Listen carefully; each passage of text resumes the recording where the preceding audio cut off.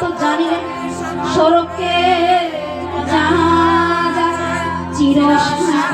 চিরতৃপ্তি লাভ হয়, তাহাই একমাত্র অদ্বৈত তত্ত্ব বা ব্রহ্মবিদ্যা। অদ্বৈত তত্ত্বের সারাংশ এই ব্রহ্ম গীতিকার সন্নিবেশিত হয়ে আছে। ঋষি যুগে এই অদ্বৈত তত্ত্ব বা ব্রহ্মবিদ্যার বহুর পরে অনুসরণ হইত।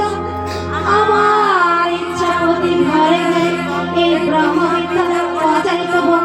সত্যই যাহার যিনি সত্য অধিষ্ঠিত হইতে চান, তিনি এই ব্রহ্মবিদ্যা হইতে প্রকৃত কথার সন্ধান